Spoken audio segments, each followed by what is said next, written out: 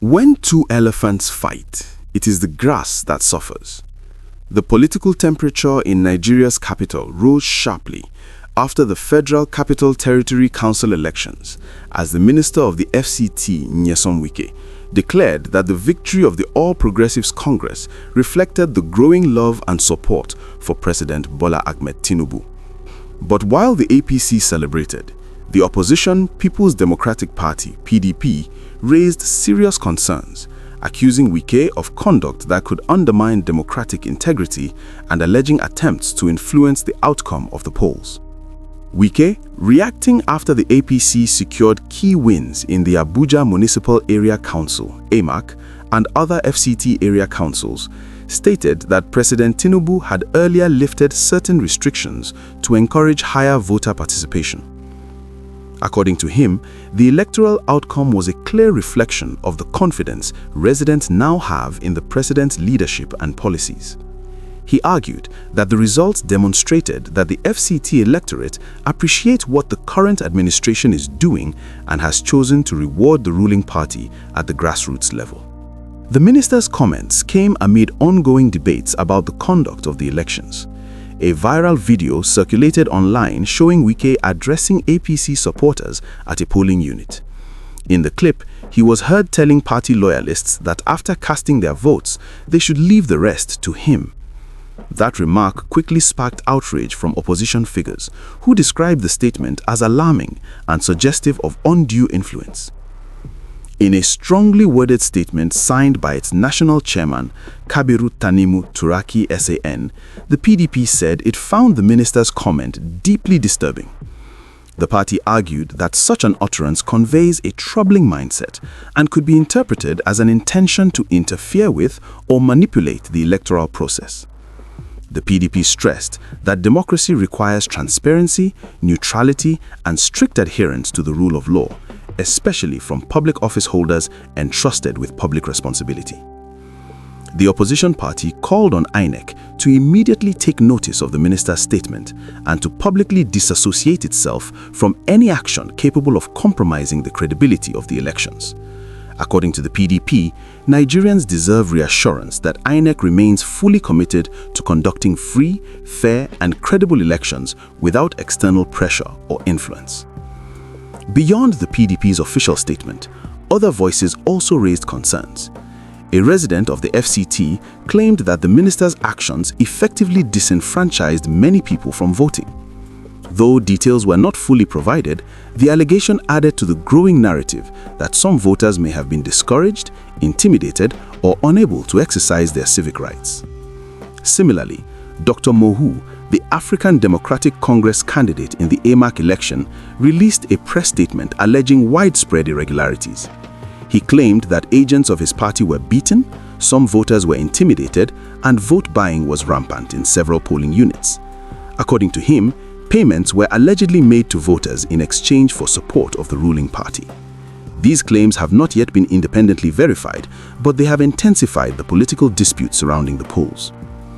The APC, on its part, has framed its victory as proof of increasing public trust in the Tinubu administration. Supporters argue that governance reforms, infrastructural development efforts, and policy adjustments have begun to resonate with FCT residents. They insist that the results are a natural democratic outcome, reflecting the will of the people rather than any form of manipulation. Political observers note that the FCT holds symbolic significance. As the seat of power and administrative capital, electoral outcomes in Abuja often carry national political implications. A strong showing by the ruling party in the capital can be interpreted as a vote of confidence in the presidency, while losses can signal dissatisfaction among politically aware urban voters. However, the controversy underscores a deeper issue in Nigeria's democratic journey: trust in electoral processes. Allegations of vote buying, intimidation, and interference have been recurring themes in various elections across the country. Each cycle tends to reopen old wounds about transparency, accountability, and the independence of electoral institutions. The PDP's comparison of the FCT situation to events in Rivers State during the 2023 elections reflects lingering political tensions, particularly given Wike's past political alignments and influence in Rivers politics. While no official findings have established wrongdoing in the FCT polls, the rhetoric from opposition leaders indicate that political rivalries remain intense and deeply personal. For INEC, the situation presents a delicate challenge. The Commission must balance responding to allegations without appearing partisan. Public confidence in its neutrality is crucial, especially at a time when voter apathy has become a concern in several urban centers. Calls for transparency and decisive action are likely to persist until the Commission addresses the claims directly. At the grassroots level, ordinary voters are left navigating a polarized atmosphere. Some residents view the outcome as legitimate and reflective of shifting political loyalties. Others feel aggrieved, believing that their voices were diluted by irregularities. In democracies, perception often carries as much weight as fact.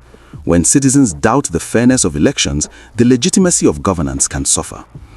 The minister's defense that restrictions were lifted to boost turnout also adds another layer to the discussion.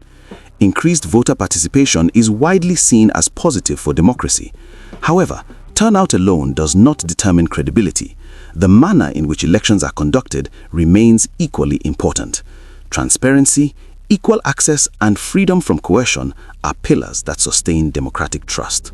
As the dust settles, attention will likely turn toward whether formal petitions or legal challenges will be filed.